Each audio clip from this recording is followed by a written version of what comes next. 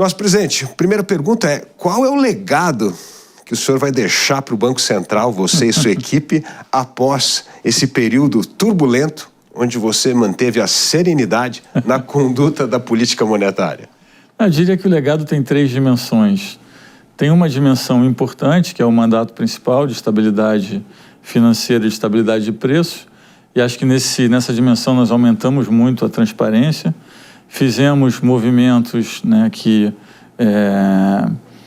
tentaram ver de forma antecipada o que estava acontecendo, principalmente no cenário global. O Banco Central foi o primeiro a subir os juros, foi o primeiro a ter uma inflação que começou a cair na América Latina, inclusive foi reconhecido, né, por isso. Então eu diria que tem uma dimensão de política monetária, mas também uma dimensão de transparência na forma como se faz a política monetária e como se comunica.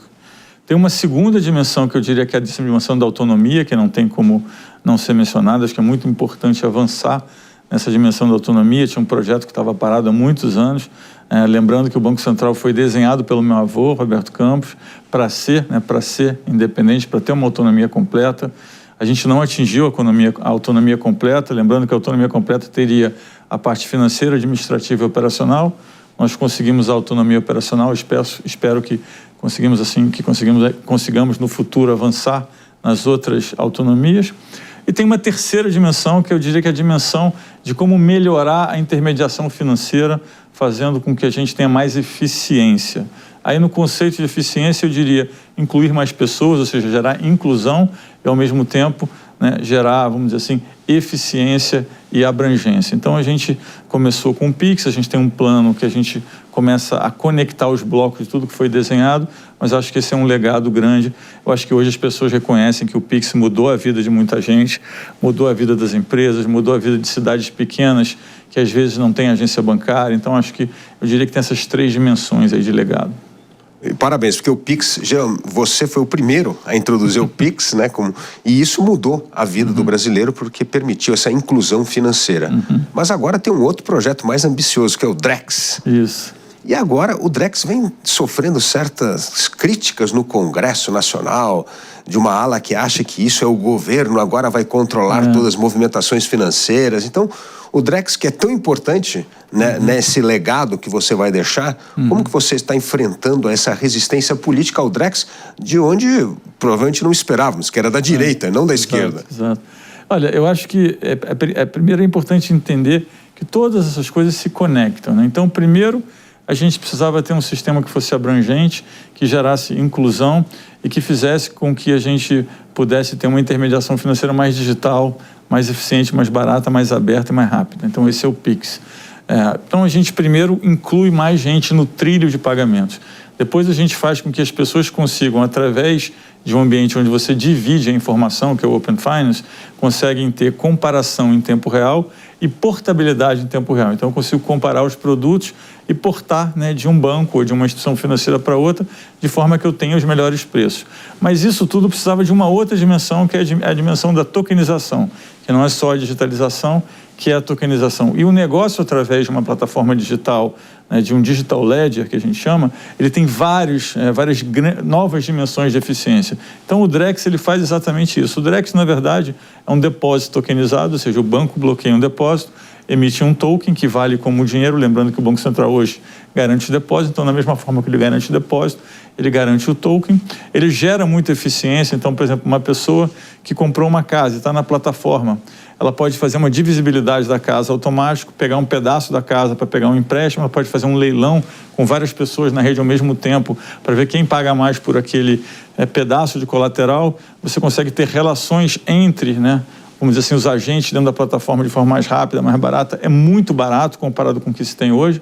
E existe uma parte, vamos dizer assim, mais radical da direita, que entende que a moeda digital, vamos dizer assim, é uma coisa do além que veio para monitorar a vida das pessoas, né? Isso, na verdade, os bancos hoje conseguem monitorar todas as transações, independente de ser digital ou não. O dinheiro traz vários problemas de eficiência na intermediação financeira, as pessoas terem que carregar o dinheiro, tem problema de lavagem de dinheiro, tem problema de criminalidade, né? Tem um problema, às vezes, de você não conseguir fazer a transação na forma como você quer. Então, o dinheiro digital ele ganha muitas eficiências nesse sentido. Então, a gente tenta explicar que, na verdade, nada muda em relação à privacidade das pessoas, nada muda, vamos dizer, em relação à forma de fazer o negócio. O que você faz é joga mais eficiência no que já existe hoje no mundo de pagamentos. Bom, nós conversamos algumas vezes, você mesmo comentando, como é difícil reter talentos no Banco Central e daí essa importância da independência administrativa para poder remunerar melhor as pessoas talentosas, porque senão você falou, é uma competição desigual, os bancos vêm aqui, pegam as minhas pessoas talentosas e vão contratar por um quinhão muito maior. Como é que está sendo essa briga pela autonomia, pela independência administrativa do Banco Central? Olha, eu acho que é importante dizer primeiro que o Banco Central, quando a gente pega essa agenda de inovação que foi feita, né, o mercado tinha uma percepção dos funcionários do Banco Central como bons burocratas, né, mas não era gente que fazia inovação, né? Então, quando a gente entrou com a agenda de inovação, não só na parte de pagamentos, mas também muitas vezes na parte de transparência, de informação, de comunicação, campanhas mais modernas, usando mais a rede social, as pessoas começaram a ver, não, o Banco Central também tem capacidade de fazer inovação. Aliás, se a gente pensar que a marca mais valiosa da história do Brasil, em termos de reconhecimento, é o Pix, então você foi capaz de fazer uma marca, né? Então, começa a chamar a atenção, né, dos agentes financeiros, dos membros, vamos dizer assim, das instituições financeiras que, poxa, no Banco Central também tem gente que consegue fazer inovação. E como, né, geralmente o funcionário público ganha menos do que no mundo privado, é natural que você tenha esse ataque.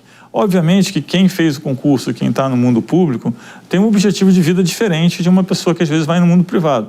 Mas é importante que tenha, né, as mínimas condições, né, para poder fazer o trabalho no dia a dia. Então, o que a gente tem defendido é que é muito importante, mesmo porque você acaba tendo uma situação onde você pode ter uma asfixia na autonomia operacional através da dimensão financeira. Então, é muito importante ter, né, autonomia financeira também. Tem um estudo recente do FMI, feito por uma pessoa que estuda bancos centrais há muito tempo, que é o Tobias Adrian, que, na verdade, conversou com vários banqueiros centrais ao redor do mundo e eles acham, inclusive, que a autonomia financeira é mais importante que a operacional. Curioso isso. Então, a gente precisa, de fato, avançar nessa dimensão. Espero que o meu sucessor consiga avançar nessa dimensão. E avançou essa discussão no Senado? Olha, a gente teve um momento ali que estava para votar na CCJ, a gente até numa votação tinha os votos para passar na CCJ, depois, obviamente, você tem que ir para o plenário. O governo pediu vistas, né? O governo tinha uma dúvida em relação ao projeto, pediu que fossem feitas algumas modificações, nós fizemos as modificações, depois as modificações acabaram sendo usadas como motivo para pedir vista, né? Para adiar um pouco mais. A gente estava num processo, vamos dizer assim, de entendimento com o governo, com o que precisava fazer. E aí foi passando o tempo, agora a gente está quase no final do ano, eu espero que a gente consiga, né, executar esse projeto no ano que vem. Presidente, uma pergunta que tira o sono do presidente do Banco Central e dos brasileiros, a questão da inflação. A inflação voltou a subir, vai estar acima da meta provavelmente até o fim desse ano. E o brasileiro sente uma inflação na gôndola muito maior do que a inflação oficial, principalmente quando vai comprar carne, feijão e tal. Como é que nós podemos entender essa trajetória da inflação? Por que ela extrapolou a meta? Por que a percepção que o brasileiro tem ao ir ao supermercado ela é muito maior do que a inflação oficial? E qual é a trajetória da inflação daqui para frente? Olha, a gente veio num processo de desinflação, né? Como eu disse, o Banco Central do Brasil foi o primeiro a subir juros. Em algum momento no processo de inflação nós entendemos, depois de um amplo debate, que a gente podia voltar a trabalhar com um patamar de juros menor.